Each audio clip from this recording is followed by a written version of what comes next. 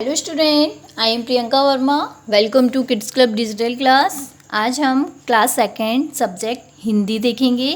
हम page number 44 open करेंगे। ठीक है, पेज नंबर 44 में पाठ 9 सफ़ेद हंस। आज हम सफ़ेद हंस के बारे में पढ़ेंगे। क्या है इसका टॉपिक? सफ़ेद हंस। ठीक है, चलिए। रामदास एक धनी किसान था। रामदास मतलब एक किसान है, उसका नाम क्या है? रामदास। और वह कैसा? धनी मतलब अमीर। तो रामदास एक धनी किसान था, लेकिन वह बहुत ही आलसी था। वह था तो अमीर मतलब धनी, लेकिन वह कैसा था? आलसी था, जिसके कारण वह दरिद्र बनता जा रहा था। दरिद्र मतलब गरीब।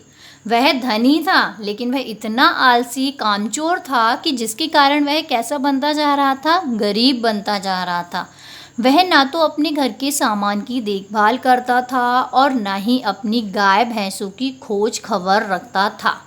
वह इतना आलसी था कि अपने कोई भी काम, उसके जो घर के सामान की देखभाल तक नहीं करता था, ना अपने गाय भैंस उनकी देखभाल करता था। वह कभी भी ना अपने खेत देखने जाता था और ना खलिहान।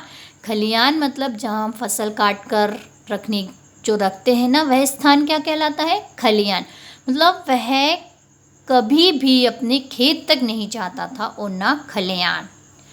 उसने सब काम नौकरों पर छोड़ रखा था। अब अमीर था तो उसके पास काफ़ी नौकर थे, तो उसने जो भी उसके हर नौकर के पास अपने अपने काम बटे हुए थे, उसने हर काम नौकरों पर छोड़ रखा था। इसलिए वह निश्चिंत था, जाता ही नहीं था, आलसी हो गया था।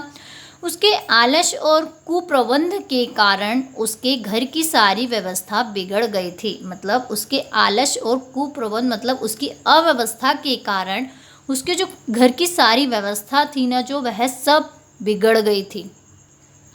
एक दिन रामदास का मित्र श्यामलाल उसके घर आया। कौन आया? रामदास का मित्र मतलब दोस्त श्यामलाल। रामदास के दोस्त का नाम क्या था? श्यामलाल, है ना। उसके घर आया। श्यामलाल ने रामदास के घर का हाल देखा।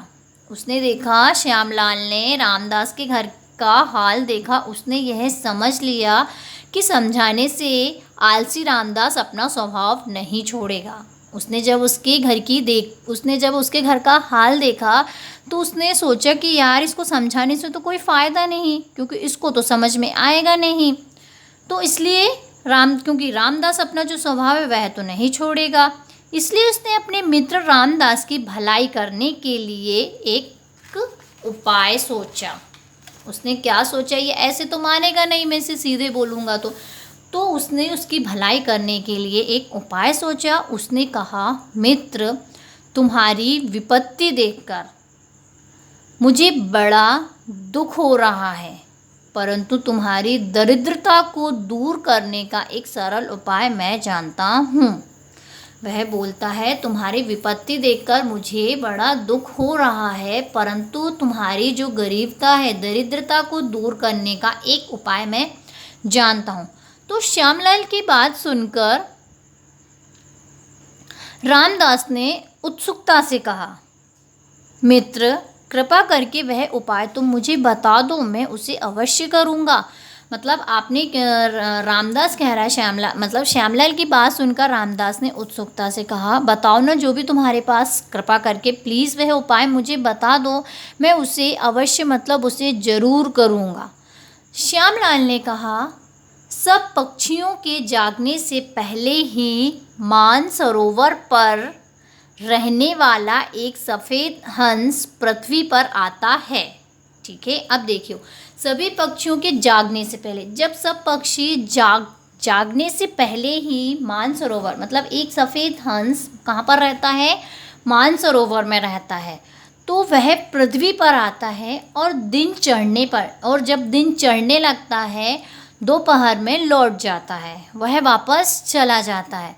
यह तो पता नहीं कि वह कब वहाँ आएगा, किंतु जो उसका दर्शन कर लेता है उसको कभी किसी बात की कमी नहीं रहती। श्यामलाल ने कौन सा उपाय बताया कि सुनो रामदास, सभी पक्षियों के जागने से पहले मानसरोवर, जो हंस सफ़ेद हंस है मानसरोवर में रहता है, वह पृथ्वी पर आता है और दिन चढ़ने मतलब दोपहर में लौट जाता। अब उस यह तो नहीं पता कि वो किस टाइम आता है, हाँ, किंतु अगर कोई उसका दर्शन कर लेता है तो उसको कभी किसी बात की कमी नहीं रहती।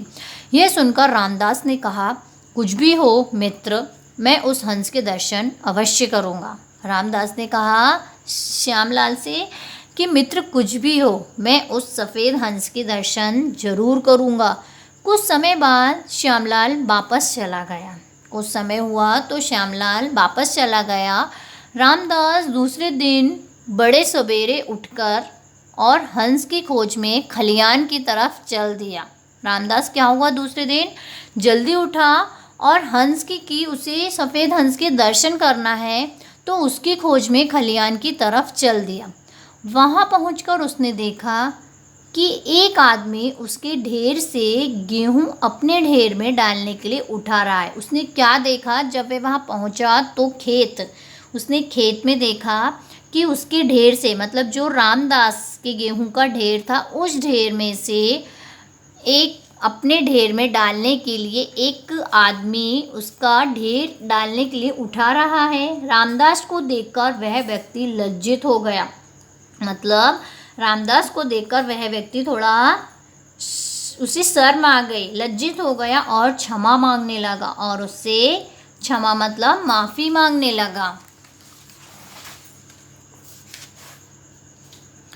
खलियान से वह घर लौट रहा था। खलियान से जब वह घर लौट आया और फिर गौशाला में गया तो वहाँ का रखवाला गाय का दूध दोहकर अपनी स्त्री को दे रहा था। अब देखिए, उसने वहाँ देखा तो गेहूँ के ढेर से एक आदमी उसके ढेर में गेहूँ डाल रहा था और वह वहाँ से लौटा तो गौशाला गया तो वहाँ क्या हो रहा था, जो दूध दोहकर दूध दोह रहा था, उसी दूध में से वह अपनी स्त्री को दे रहा था।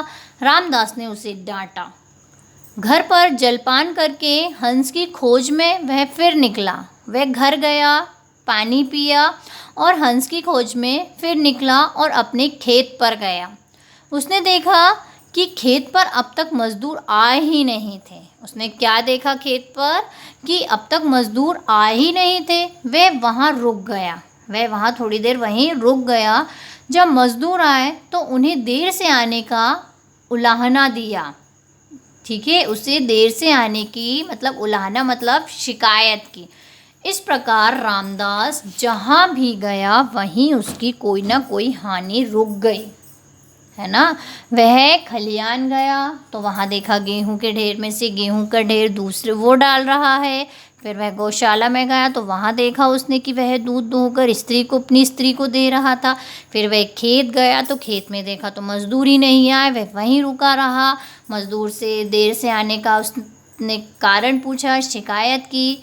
तो रामदास मतलब जहाँ भी गया सिर्फ किस लिए गया था, एक सफ़ेद हंस के दर्शन के कारण वह जल्दी सुबह उठकर गया तो उसे कितनी सारी चीज़ें दिखीं, उसकी कोई ना कोई हानि रुक गई। अब रामदास प्रतिदिन सवेरे उठने लगा। अब रामदास क्या करने लगा, डेली प्रतिदिन मतलब सुबह उठने लगा और सफ़ेद हंस की खोज में जाते समय अपने खेत, खलिहान और गौशाला में चला जाता। उस सफ़ेद हंस के दर्शन के लिए वह अपने खेत, खलिहान और गौशाला में चला जाता। धीरे धीरे उसके नौकर डर की वजह से ठीक से काम करने लगे। अब नौकर को डर आ गया ना कि अब तो मालिक कभी भी आ सकते हैं, डेली आ रहे हैं, रोज़ आ रहे हैं, तो वह ठीक से काम करने लगे।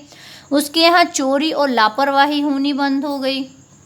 उसके यहाँ चोरी भी नहीं होती है ना, चोरी और लापरवाही होनी बंद हो गई।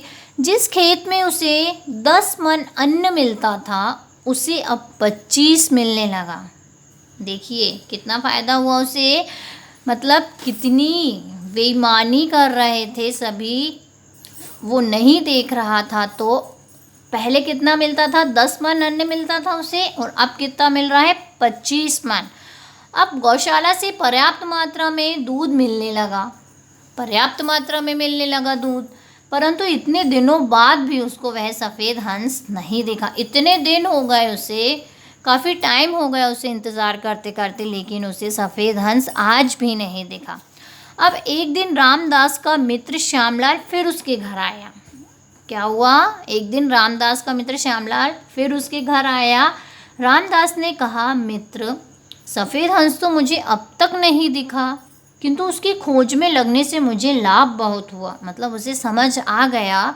उसने उससे कहा कि सफ़ेद हंस तो मुझे नहीं दिखा, हाँ, लेकिन उसकी खोज में मुझे लाभ बहुत हुआ। श्यामलाल हंस पड़ा और बोला, परिश्रम करना ही तो वह सफ़ेद हंस है। उसने क्या बोला? जो तुम परिश्रम किया तुमने, वही तो सफ़ेद हंस है। परिश्रम के पंख सदा उजले होते हैं, मतलब सफ़ेद होते हैं। परिश्रम के पंख कैसे होते हैं? सदा हमेशा सफ़ेद होते हैं। जो परिश्रम ना करके अपना काम नौकरों पर छोड़ देता है, वह हानि उठाता है। उसने क्या बताया कि जो परिश्रम नहीं करता, मतलब मेहनत, परिश्रम मतलब जो मेहनत नहीं करता और अपना काम नौकरों पर छोड़ देता है, तो वह हानि ही उठाता है। और जो स्वयं देखभाल करता है, वह संपत्ति और सम्मान पाता है। अतः बच्चों, जीवन में सफलता के लिए तुम भी परिश्रमी बनो। अब देखिए, उसने वह जब मतलब आलसी तो था ही वह, लेकिन जब वह नहीं चाहता था खेत खलिहान गौशाला, तो उसके जो नौकर थे, उसने पूरा काम किस पर छोड़ दिया था? नौकर पर।